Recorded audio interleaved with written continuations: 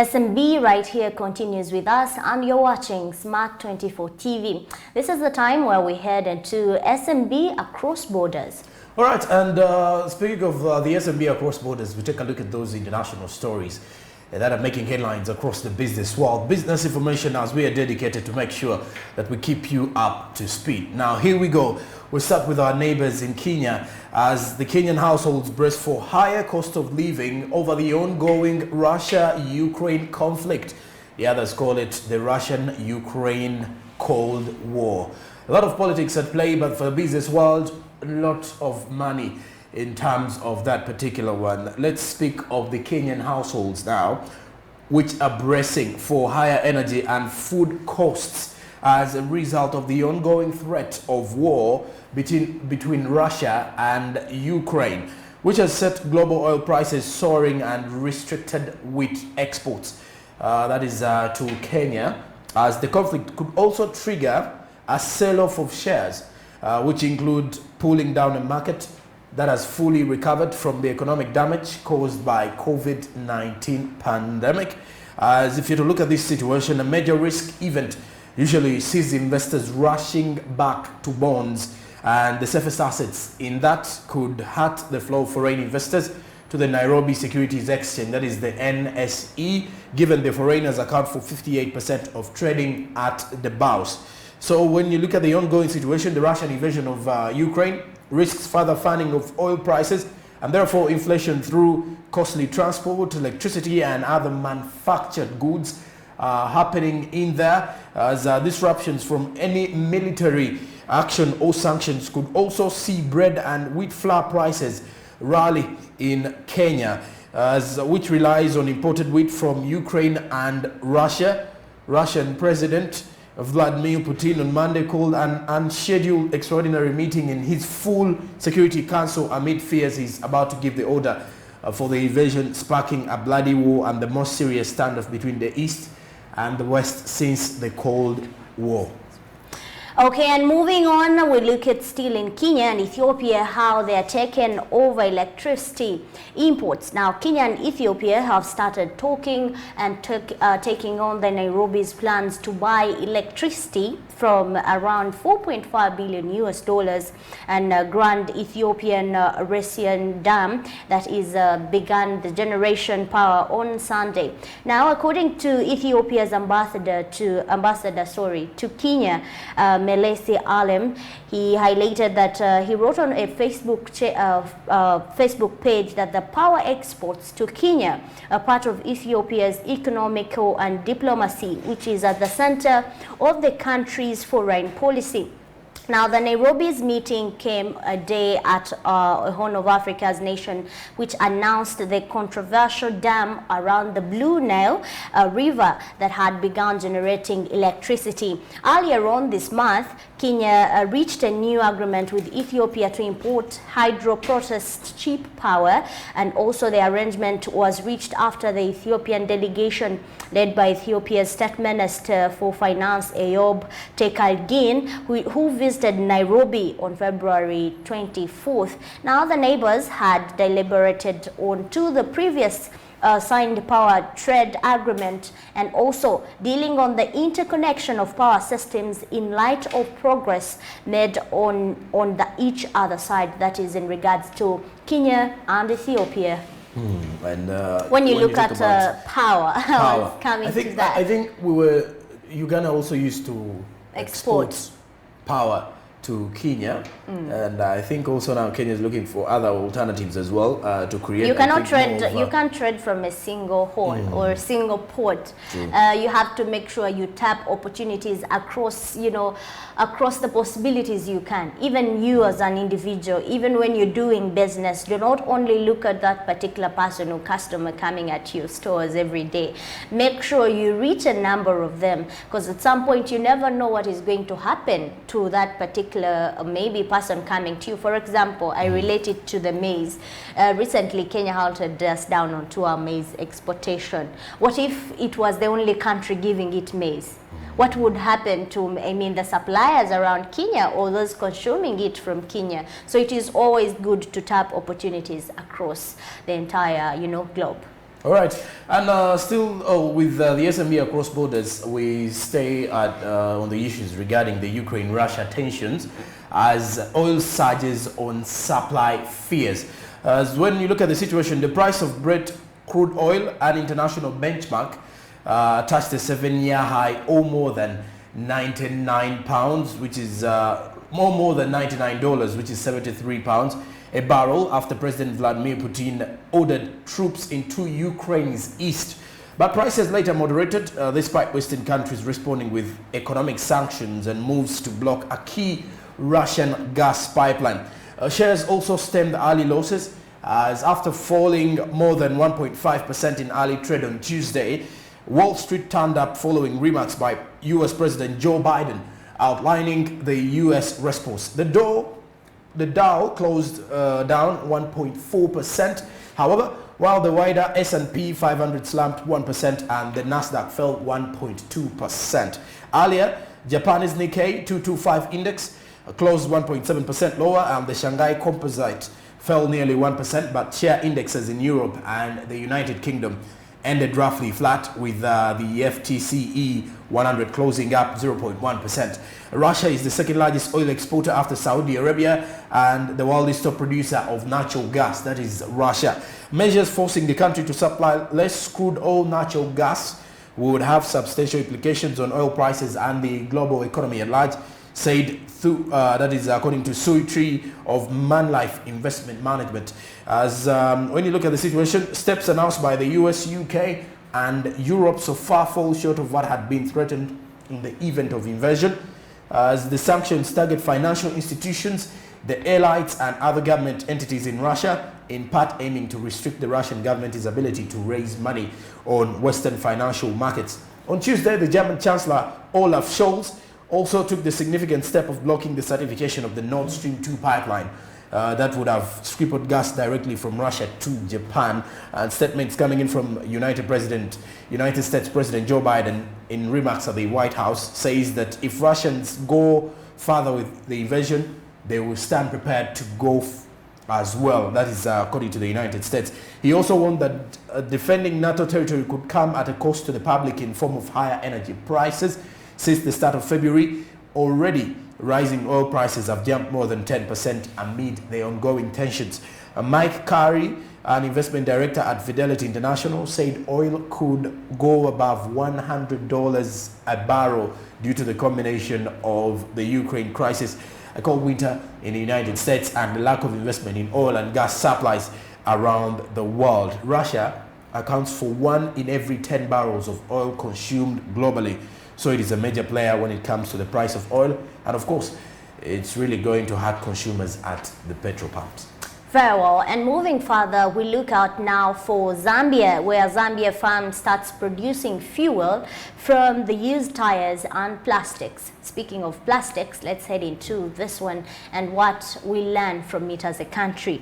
The used tire and plastic containers that litter at the back of the streets and cities around in Zambia will be in an ISO, but for the one company, they are also an opportunity, or there is also an opportunity to make fuel that could slash the nation's energy import bill, which is cleaning up its trash. Now, the project by Zambia's Central African Renewable Energy Corp currently processes around 1.5 tons of waste to make it around 600 to 700 liters of diesel and also gasoline per day on a pilot basis. Now, that's hardly enough to dent the country's amount of rubbish, or it's about 1.4 billion US dollars annual for fuel import bill for around 140 million liters of petrol per day it consumes. But for the chief executive Mulenga, that is, it started, according to him, that is the chief executive officer around that particular company there, it started of something very bigger. And in a quote of his, at a peak of it, we hope that we'll be able to contribute even 20 to 30% of the current fuel used in the country. He told the Reuters that at the factory where the workers loaded stacks that they used tires into the furnace.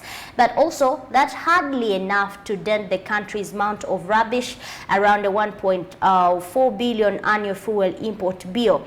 And also, when you look at the several companies globally that are investigating or investing into the process, which involves burning wastes, rubber and plastics around the sector, and also the mixing it and catalyst to produce diesel and gasoline, and also LPG. But just how green such as a project or such a project is subjected to a debate from a climate change perspective. It also takes a lot of energy to convert the waste into fuel, and its products or producers will still release carbon dioxide into air when it is being burned. But waste management is a serious challenge for Zambia, and if people are still using fuel, products argue that it is better that this comes from a recycled waste. We are cleaning up the environment by taking out all the wastes, and we are converting it into energy, said by Mulenga. And that is where I want us at least to pick a leaf briefly before we head into something else, Sonko, here. President, when he was addressing the nation during the launch of the ECOP, that is the crude oil pipeline from here, the country, to Tanga, he highlighted that there is going to be a future consideration just close to that pipeline. Uganda is also looking at an opportunity to put another gas pipeline that is going to be transporting gas from Tanga to here to Uganda for using in our different, maybe could be cooking or different activities.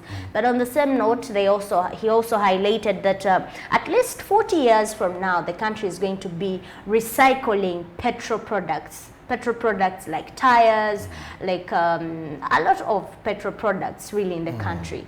And that one is a good one. I see Uganda is looking at it from 40 years from now, and Zambia is challenging us. And Zambia is already a step a step ahead. Definitely, I almost said a step aside. They're already a step ahead of us. And when you look at that, we always learn from our neighbors. We have to pick lessons from our neighbors. Either way, these lessons challenge us to become the better of our own selves. So Zambia's move with making sure that they use these tires to create room for, maybe it is clearly showing you here in Uganda, I believe, once a tire has been utilized or is out of use, people either put it at home and maybe on top of it keep their any other thing. Some people actually put some people pick them, they make maybe shoe exactly, shoes, tangira. Okay, either way, for people who make shoes from there, the tangira, the local tangiras that we used to wear back then. So when you look at that, I believe that is also an economic impact. But when you look at now, Zambia is looking at a higher, it's looking at the high end of production in this particular one. And we cannot say that, sometimes people we interact with, Joram, tell us, that's an international country. That's an already, established economy. Look at Zambia. It's just an African country. And according to the recent, do you remember the top 10, poorest countries we highlighted, economies last year? It was ranked number 8, if I'm to remember. And Uganda was not among. So you can imagine we are doing better than Zambia towards our economic status or our economies really. But sometimes of course it's not that you're always going to be equal. So they are beating us on this one, but there is a lesson surely to learn from there. That means we can reduce the 40 years and maybe they could be 20 years. 10, we need 10.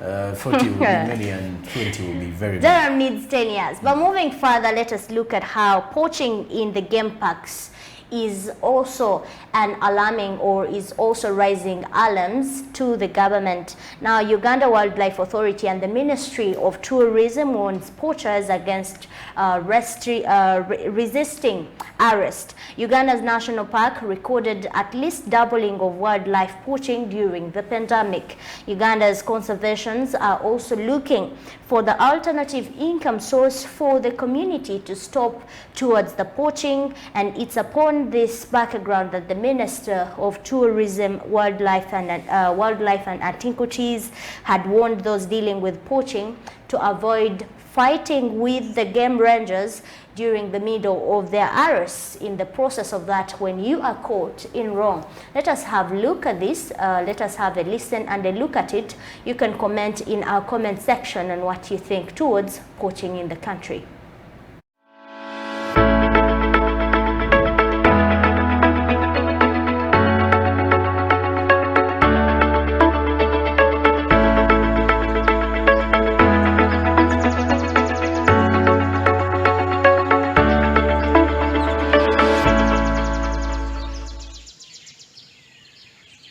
The Minister of Tourism, Wildlife and Antiquities, retired Colonel Tom Butime, has warned the poachers against fighting with the game rangers, as one may lose life since the game rangers are armed and may shoot to kill. There is a Department of Field Operations and Sensitization, community sensitization.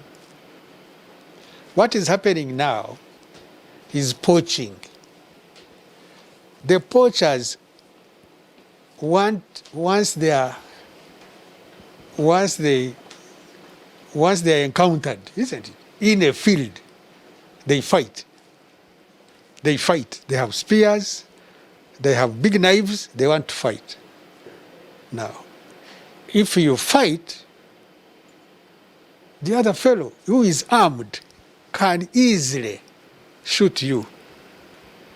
He can easily shoot you. My advice is, if perchance, what we call perchance, you encounter a game ranger, don't fight, isn't it? Surrender to him. It will be easier for you. You would rather be arrested, isn't it? Briefly for 2-3 days, 5 weeks, 1 week, isn't it? Than fighting and then you end up being shot by the game warden or by the game ranger, isn't it? But we shall try to sensitize, to teach, to explain. First, poaching is illegal. Number two, perchance, if you encounter a game ranger, don't try to fight or throw a spear because he's armed. So don't risk.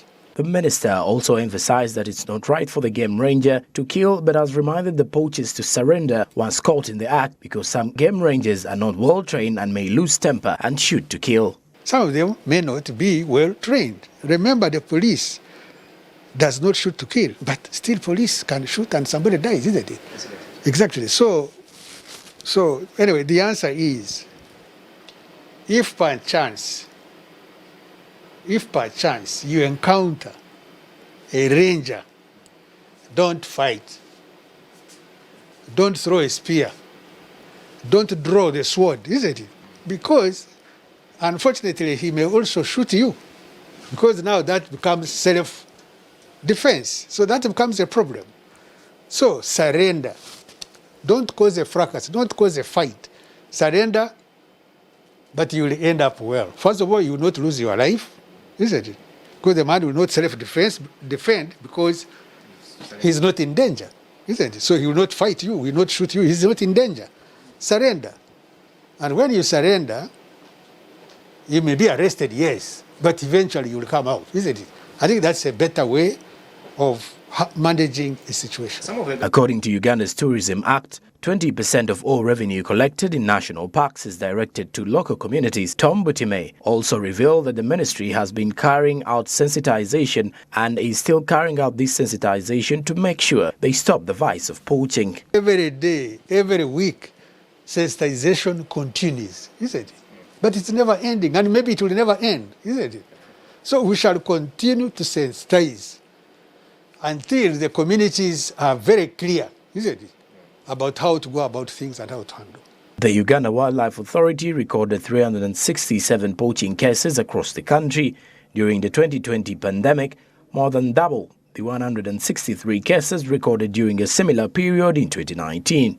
According to the Uganda Wildlife Authority, wildlife in Kidapple, Lake Mburo, Makshan Falls and Bwindi Impenetrable National Parks remain vulnerable despite efforts to enhance patrols around protected areas.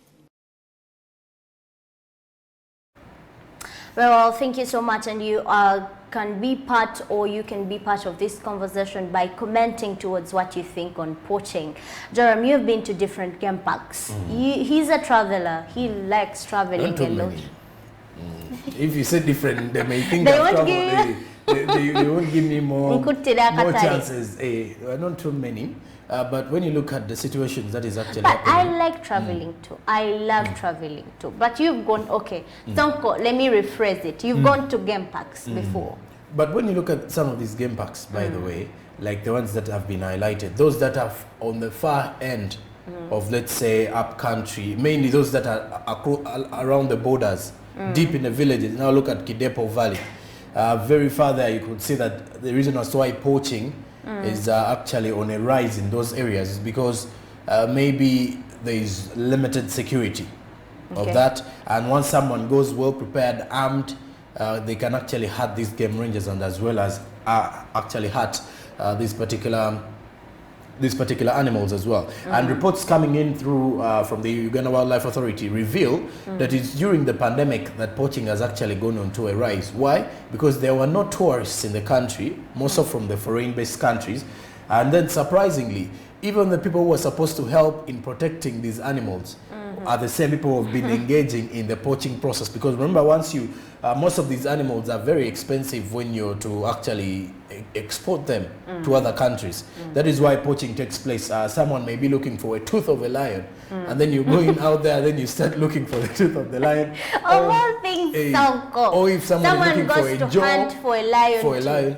No, we've seen all these stories who come here and someone comes here just looking for either, let's say, maybe the head of the lion, or someone looks for the ivory. So okay, correct us, Sonko, correct me, someone may be thinking like me at some point.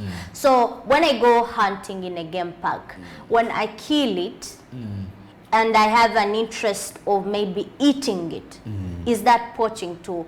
Or when I go hunting, I kill and I want to sell. So how do people making the arrests tell that? Okay, how do I explain? Now, I was poaching. Once, if you're going into a game park to actually, let's say, hunt down an animal, you're supposed to have a legal document with you from the Uganda Wildlife Authority. But why and then as to why it is supposed to be? You mean it's even legal to go hunting in the game park? There are times when there is maybe an animal that is supposed to be taken out of the country, and they will go down there to hunt it. But then there are people who actually, why they normally say poaching is an illegal act. It is because people actually go in there with guns, they claim to be tourists, and once they reach there, they actually start hunting for these animals, and then after getting them, they shoot to kill. Okay. Because in most cases, the legal part of it comes in a way that people actually come with these tranquilizers where you just hit the animal and it just loses energy, consciousness, collapses. then you take it. Okay. So, but for the poachers, there's this shoot, kill, there and then take what you want, remove lungs, run away from it, remove anything you would want to. If, for example, because I do believe there are restaurants or lodges that actually still sell wild game, or something like people want wild meat. Someone comes and says, let's crocodile, or I want to eat this. Because I want to eat most of the hotels also sell that. So when you want to have that, you go through authorities to go and hunt for that animal. Okay. But surprisingly, for the people who actually want to export these, most of these animal parts are the ones that actually engage in the poaching. And once some people actually deal with some of the game rangers, and he tells him, I'm going to give you this portion. If you're going to sell this animal at maybe say 100 million, I'll give you a 10 million. Okay, that's in allegations. That's in allegation, yeah. And so the minister here, retired Kano Tombutime, is telling us that when you are encountering an arrest, for example, you should stand still. Why shouldn't I run? I know I'm doing something wrong. Help us here. You at least you've been in game parks. You know maybe a bit of a game here. So Sonko, you find me. I'm in an act that is very illegal, and I know the consequences after. Maybe I may even not know, but the human mind consciousness tells me, you know what, you're going to be guilty here. Why should I? Funny part is why should I stay? The minister says you're only going to get give me a reason to for stay. 1 to 3, 4 days. Now, clearly, a poacher like you said, honestly, if you know you're caught in wrong, and you know once they get you, you're either going for And maybe some heavy punishment. Yes, they are heavy. That is why you could see the poachers decide to actually Heavy go penalties. physical or try to run. I think when they try to run, it can actually, you would actually agree it is better to run than to actually engage in a fist fight.